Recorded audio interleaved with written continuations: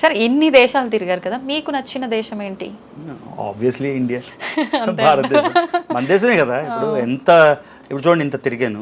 Last 2023-2022 సగం నుంచి 2023-2024లోనే 15 సార్లు 14 సార్లు వచ్చాను. అంటే యావరేజ్న 2 నెలలకి నేను ఏదో కళ్ళద్దాలు రిపేర్ చేసుకోవడానికి వెళ్తే, సార్ నిజంగా మీరు అమెరికా వెళ్ళి వస్తున్నారా లేకపోతే అనకాపల్లి వెళ్ళి వస్తున్నారా అని అడుగుతారు. ఎందుకంటే నెలకు ఒకసారి వచ్చేస్తుంటే. సో అది ఎలా అంటే దూరం అయిపోతుంది కొద్దీ ఇంకా దగ్గర. నాకైతే చాలా ఎక్కువ నచ్చేస్తుంది ఇండియా. అక్కడ 2 నెలలు 3 నెలలు ఉండేసరికి మళ్ళీ రావాలనిపిస్తుంది. ఇప్పుడు రావాలంటే ఏదో రేవంత్ రెడ్డి గారి ఫ్రీ బస్ మాకు అప్లై అవ్వదు కదా అక్కడి నుంచి అమెరికా నుంచి రావడానికి. సో అలాగా ఎంత రావాలంటే ఎంత లేదన్నా 1 lakh 2 lakhs ఖర్చు పెట్టుకోవాలి. మేము ఏవి ప్రమోషన్లు చేయలేము, ఇప్పటిదాకా ఒక్కటి కూడా చేయలే. ఫేస్ వాష్ కూడా చేయలే, చాలా మంది అడిగారు చేయమని. ఒక్క ప్రమోషన్ చేయకుండా, ఒక్క యాప్ ఏది చేయకుండా, ఒక్కళ్ళ దగ్గర కూడా డబ్బులు తీసుకోకుండా, నేను ఎప్పుడు సోషల్ బెగ్గింగ్ కూడా చేయలే. అంటే నాకు ఇలా అయిపోయింది, నేను ఊరు వెళ్తున్నాను, డబ్బులు డొనేట్ చేయండాను లేకపోతే ఇంకేదో చేయలే ఇప్పటిదాకా. సో నా డబ్బులే ఖర్చు పెట్టుకొని ఇన్నిసార్లు వస్తున్నాయి. ఎందుకు వస్తున్నా? ఆ అటాచ్మెంట్, ఆ పుల్లింగ్ ఉంది కాబట్టే కదా. ఇప్పుడు హైదరాబాద్ ఎన్నోసార్లు చూసాం, వైజాగ్ ఎన్నిసార్లు చూసామో లెక్కే లేదు. కానీ మళ్ళీ వైజాగ్ రావాలనిపిస్తుంది, ఎందుకంటే అది bonding with the mother land అన్నమాట. సో అది మేమందరం అనుకునేది ఖచ్చితంగా ఎవరో ఒక స్పాన్సర్ ఉండే ఉంటారు. ఇన్ని తిరగటం అంటే సొంత డబ్బులతో మీరే స్టార్ట్ చేయొచ్చు కదా ఐ డ్రీమ్ నుంచి. You can be the first sponsor next country. ఉంటే స్పాన్సర్ ఎవరైనా ఇచ్చినప్పుడు ఏదో విధంగా వాళ్ళు మెన్షన్ చేయాలి కదా. ఎవరు ఒప్పుకుంటారు అంటే అజ్ఞాత డోనర్లు అంతమంది ఉంటారు కదా. సో నాకు అంటే యూజువల్గా ఉంటారు, అయితే ఎవరు లేరు ప్రస్తుతానికి. కాకపోతే ఎవరైనా ఐ డ్రీమ్ ద్వారా చెప్తున్నా, మీకు అవ్వాలి స్పాన్సర్ చేయాలంటే యూఆర్ వెల్కమ్ అని నేను అడగను. మీరు చేయాలంటే అవి కూడా వేసాను అంతే కదా. ఇంకా చూడాల్సి పేరుకి 190 దేశాలు తిరిగాం. ఇప్పుడు మీరు తెలంగాణ మీది ఆంధ్ర, తెలంగాణ. మీరు తెలంగాణలో అన్ని జిల్లాలు చూసారా? లేదు, కానీ తెలంగాణనే కదా. సో అలానే నేను 190 దేశాలు వెళ్ళాను అంటే ప్రతి గ్రామం, ప్రతి టౌన్, ప్రతి ఎయిర్పోర్ట్, ప్రతి నది చూసినట్టు కాదు కదా. సో అలాగా ఒక లైఫ్ టైం కాదు, 20 జన్మలు ఎత్తినా కూడా ప్రపంచం అంతా మూలమూలలో చూడడానికి అవ్వదు. మీ ఎగ్జాంపుల్ చెప్పాను తెలంగాణ. ఇప్పుడు కేసీఆర్ గారు ఎక్స్ సీఎం, రేవంత్ రెడ్డి గారు కరెంట్ సీఎం. రేవంత్ రెడ్డి గారే తెలంగాణ అంటే సీఎంగా ప్రతి గ్రామం, ప్రతి పంచాయతీ వెళ్ళారా అంటే నాకు ఆన్సర్ తెలియదు, ఇళ్ళు ఉండరేమో అనుకుంటున్నా. కుదరదండి అలాగా. సో లైఫ్ టైం సరిపోదు ట్రావెల్కి. ఎలా సార్ అంటే మీరు ఒక ప్లేస్కి వెళ్ళాలనుకున్నప్పుడు ఆ ప్లానింగ్ అంతా ఎన్ని నెలల ముందు నుంచి చేస్తుంటారు, రోజుల ముందు నుంచి? అసలు ప్లానింగ్ ఎలా ఉంటుంది? సో ఇనీషియల్గా మీకు చెప్పాను కదా, ట్రావెల్ ఇప్పుడు ఈజీ అయిపోయింది. ఒకప్పుడు ఇంటర్నెట్ ఉండేది. ఇంటర్నెట్ అంటే ఆ ఇంటర్నెట్ ఉండేది ఒక కంప్యూటర్కి, ల్యాబ్లోనే పనిచేసేది. అది మన ఇంట్లోని ల్యాప్టాప్స్ కూడా ఉండేవి కాదు, ఫోన్లు ఉండేవి కాదు, నెట్ ఉండేది కాదు. సో చాలా కష్టం అయ్యేది. చాలా కష్టంగానే ఒక థ్రిల్ ఉండేది అనమాట. ఈ ఊరు వెళ్దాం, లేకపోతే బుక్స్ ఉంటాయి, కొన్ని బుక్స్ ఉండేవి, లోన్లీ ప్లానెట్ అని, అలా రకరకాల అవి చదువుకొని ప్లాన్ చేసాము. ఇప్పుడు అసలు ప్లానింగే లేదు. ఇవాళ అనుకుంటా నెక్స్ట్ డే వీసా అక్కర్లేకపోతే, నాకున్న పాస్పోర్ట్కి 180 దేశాలకి వీసా అక్కర్లేదు. సో ఇవాళ అనుకొని రేపు ఎక్కేస్తా ప్లేన్. ఫర్ ఎగ్జాంపుల్ అనుష్క ఒక రోజు వచ్చి, నాన్న మా ఫ్రెండ్ లండన్ వెళ్ళింది, లండన్ బ్రిడ్జ్ చాలా నచ్చిందని, నెక్స్ట్ డే తీసుకెళ్ళిపోయాను తనకి. ఎందుకంటే అంటే డబ్బులు క్రెడిట్ కార్డు ఉంటే అది చేసేసి తీసేయచ్చు కదా. సో అందుకని ఇప్పుడైతే ప్లానింగ్ ఆల్మోస్ట్ జీరో. అంటే టికెట్ కొనుక్కోవాలి వెళ్ళాలంటే, కాబట్టి 1-2 రోజుల ముందు అనుకోవడం, ఎక్కేసేయడం. కొన్నిసార్లు అయితే నేను హైదరాబాద్లోనో ముంబైలో దిగాక హోటల్ బుక్ చేస్తామంట. ఫోన్ ఉంది, ఎయిర్పోర్ట్లో బుక్ చేసేసి హోటల్ దగ్గర లేవు, అలాగా అదొక థ్రిల్ అనమాట. ఇంతకుముందు చాలా ప్లానింగ్ ఉండేది, ఇప్పుడు ఆల్మోస్ట్ జీరో. అంటే మళ్ళీ కింద కామెంట్లు వస్తాయన్నమాట, ఎలాగ జీరో అయితే టికెట్ అలా కొంటాం. బేసిక్స్ కొంచెం అర్థం చేసుకుంటే ఆల్మోస్ట్ జీరో ప్లానింగ్తో తిరుగుతున్నాయి ఇప్పుడు. ఓకే, ఎక్కువ ఇబ్బంది పడ్డ ప్రదేశం మీరు వెళ్ళిన తర్వాత, అలాంటి ప్రదేశం ఏదైనా గుర్తుండిపోయే మెమరీ ఉంది సార్? ఎలా అంటే మీరు ట్రావెల్ చేస్తున్న కొద్దీ ప్రతిసారి చాలా ఎక్స్పీరియన్స్ అయిపోతారు. ఫస్ట్ దేశం చాలా కష్టం ఉంటుంది, రెండోది కొంచెం తక్కువ ఉంటుంది, 100 వచ్చేసరికి ఈజీ అవుతుంది, 190 వచ్చేసరికి చాలా ఈజీ అయిపోతుంది కదా. సో ఎన్నో ఇష్యూస్ వచ్చినా కూడా అదొక ఆపర్చునిటీలా ఉంటుంది. ఫర్ ఎగ్జాంపుల్ ఇంతకుముందు నేను ఏదైనా ఎయిర్పోర్ట్కి వెళ్ళి ప్లేన్ మిస్ అయిపోతే ఒక 6 గంటలు ప్లేన్ మిస్ అయిపోయింది ఎలాగా అని. కానీ 7వ గంట ప్లేన్ మళ్ళీ బుక్ చేసుకోవాలి కదా కొత్తది. 6 గంటలు వేస్ట్ చేయడం ఎందుకు? ఆ రియలైజేషన్ వచ్చేసింది, ప్లేన్ మిస్ అయితే మిస్ అయిందా, ఓకే నెక్స్ట్ ప్లేన్ బుక్ చేసుకుంటాం. 6 గంటలు ఏడ్చి తర్వాత అదే ప్లేన్ బుక్ చేయాలి, ఏడకుండా హ్యాపీగా బుక్ చేసుకుంటే పని అయిపోయింది కదా. సో ఈ మెచ్యూరిటీ వచ్చేస్తుంది అన్నమాట. సో ఎలాంటి ఇష్యూ వచ్చినా ఇప్పుడు మేము ఇలా కొడతారు, కొంచెం మూవ్ అవుతారు, కానీ మళ్ళీ ఇలా వచ్చి అలా అంత తట్టుకునే శక్తి, సహనం వచ్చేసింది అన్నమాట. అలా యూట్యూబ్ వచ్చాక ఇంకా స్ట్రాంగ్ అయిపోయాం. ఎలా అంటే ఇప్పుడు ఏది జరిగినా, ఎవరేం చేసినా, ఈ ప్లేన్ మిస్ అయిపోయినా, అది అయిపోయినా, ఇది అయిపోయినా సొల్యూషన్ తెచ్చుకోగలిగిన సామర్థ్యం వచ్చేసింది అనుకుంటున్నా. టెస్టింగ్ టైమ్స్లో if you survive then life is easy కదా. అవునవును. ఓకే, మంచి గుర్తుండిపోయే స్వీట్ మెమొరీ అంటే ఏ ప్రదేశంలో క్రియేట్ చేయబడింది సార్? చాలా చాలా ఉన్నాయండి.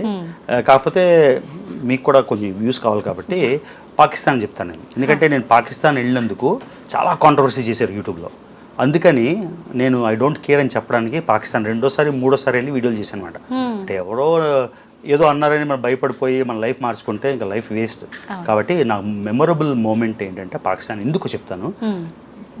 మీరు కావాలంటే పాకిస్తాన్ వెళ్ళగలరా? వెళ్ళలేరు.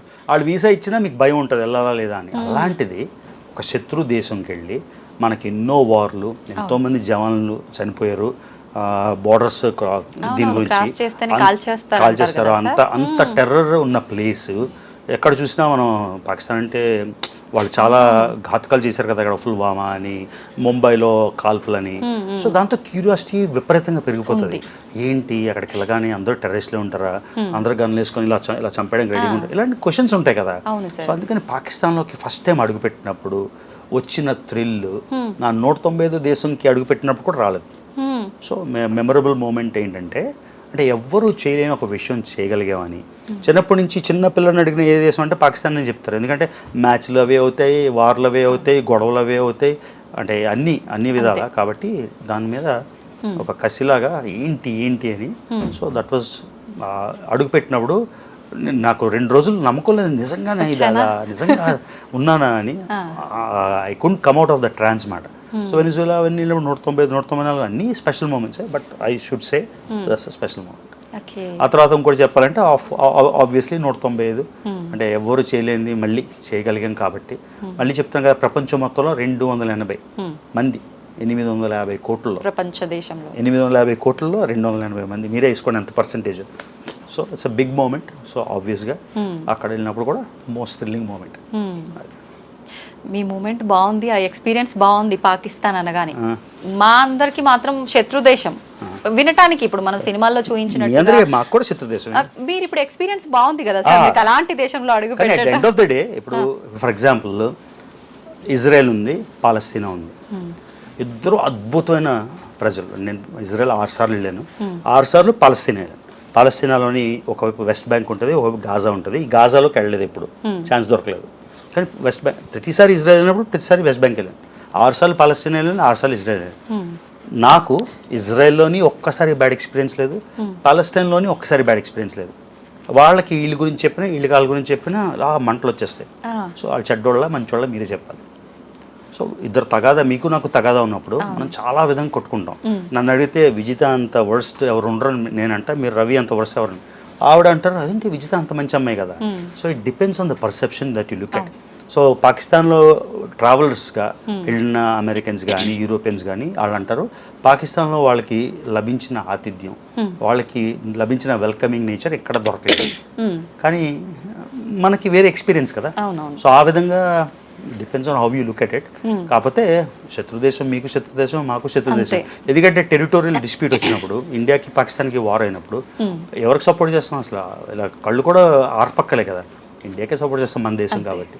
సో ఆ విధంగా పాకిస్తాన్ శత్రువే. పాకిస్తాన్ శత్రువు కాబట్టి అందులో ఉండే ప్రజలందరూ కూడా కునికోర్లు అనుకోవడం కూడా తప్పే అంటారా? అంతే కదా. ఇప్పుడు పాకిస్తాన్ దేశం ఉంది, లేకపోతే రష్యాకి యుక్రెయిన్కి యుద్ధం అవుతుంది. మీరు రష్యాకైనా సపోర్ట్ చేస్తారు, యుక్రెయిన్కైనా సపోర్ట్ చేస్తారు. అంటే రష్యాలో ఉన్న వాళ్ళందరూ టెర్రరిస్ట్లేనా, లేకపోతే యుక్రెయిన్లో ఉన్న వాళ్ళందరూ టెర్రరిస్ట్లేనా? కాదు కదా. So depends on the perspective.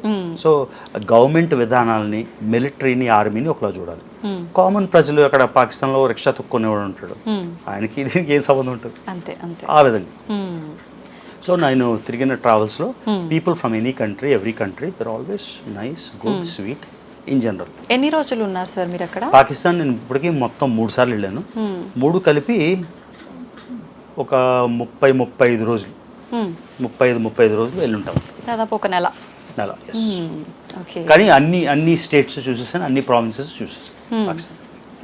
So నాకు పాకిస్తాన్ లైవ్ టీవీ అంటే ఇప్పుడు మీరు చేస్తుంది, ఇప్పుడు రికార్డ్ చేసి తర్వాత టెలికాస్ట్ చేస్తారు. లైవ్ టీవీ అన్ని మేజర్ నెట్వర్క్స్లో, హమ్ టీవీ, జియో టీవీ, ఇంకా డాన్ టీవీ, అన్నిట్లో లైవ్ షోస్ చేసాం పాకిస్తాన్లో. సో సో వాళ్ళు ఇదే అడుగుతారు, వాళ్ళ క్వశ్చన్ కూడా అదే, మేము నిజంగా అంత భయం వేస్తున్నావా అంటే అందరికీ క్వశ్చన్ వస్తుంది కదా. అవునవును. సో చేశాను, లైవ్ చేశాను. సో వాళ్ళకి చెప్పాను అనమాట. వాళ్ళు ఏం చెప్పారంటే 98% పాకిస్తానీస్ కన్నా నేనే ఎక్కువ చూశానంట పాకిస్తాన్. అమేజింగ్ అనిపించింది. Super sir. సార్ ఎక్కువ మనం ట్రిప్స్ ప్లాన్ చేస్తున్నాం అనగానే ప్రతి ఒక్కరం కూడా 2 రోజులు వెళ్ళినా 3 రోజులు వెళ్ళినా ఫుడ్ అక్కడ వాటర్ సెట్ అవుతుందా కాదా, ఎటువంటి ఇష్యూస్ వస్తాయి, ఆబ్వియస్లీ ఇష్యూస్ వస్తాయి. మీకు అలా ఫుడ్ వల్ల వాటర్ వల్ల ఇబ్బంది పడ్డ సందర్భాలు ఏమైనా ఉన్నాయా సార్? వాటర్ వల్ల అంటే కొన్నిసార్లు వస్తుంది, కానీ ఇప్పుడు మనం సీజన్ ట్రావెలర్ అయిపోయాం కదా. ఇప్పుడు ఏదైనా ఇమ్యూనిటీ అంటారు కదండి. ఫస్ట్ టైము అంటే చాలామంది అమెరికా వెళ్ళి 5 ఏళ్ళు 6 ఏళ్ళు ఉండి ఇక్కడ పెరిగి వచ్చి ఇక్కడ రాగానే చాలామంది సిక్ అవుతారు.